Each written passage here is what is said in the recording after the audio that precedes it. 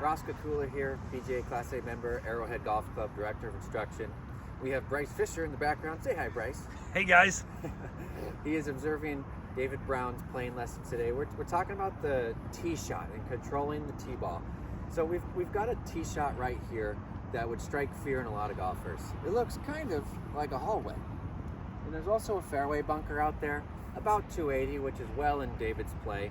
But it's a pretty friendly fairway bunker and only about 110 yards out. Not like that 50-yard bunker nobody wants to be in. David, what club would you typically hit here?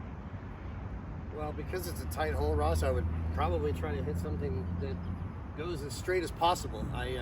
Accuracy is a struggle for mine, so I know I have the driver in hand, but a lot of times I'll hit something less just to make sure I keep it really straight and narrow here. So he clubs down for the accuracy, right? So numbers would show us that regardless of what club we pull, sometimes it doesn't always mean we're going to hit the fairway. Do you hit it all the time? No. No.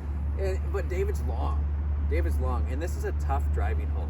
So we've talked in the past in previous lesson series about reducing the odds of making statistical errors in front of us on the tee shot, and that'll help us reduce the nerves. Yep.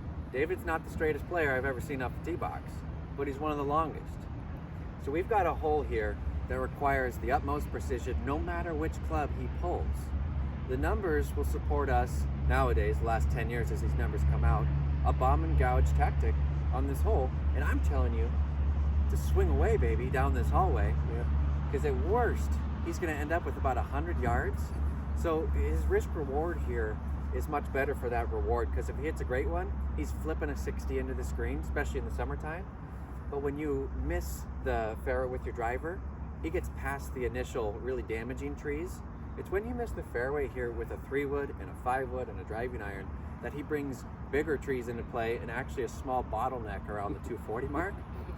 So I'm not telling people to hit drivers very often on a hole like this, but this is the time for David to bomb and gouge so that he can get real close to the green and let his short game excel. If we could commit to that strategy, David, just knowing to do it, would that help the nerves over time? Yes, I think so. And I can't tell you, Ross, you kind of hit it on the head there.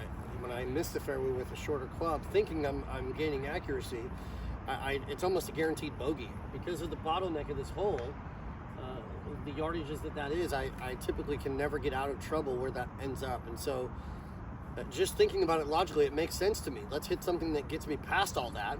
And so if I am inaccurate with this as well, at least I'm beyond most of the trouble that I would typically find even by hitting a lower club. So I like the idea, and it's something I think I could warm up to and certainly gain confidence in as I go on. We play by the numbers here, and this number, bomb and gouge. Thanks, Ross.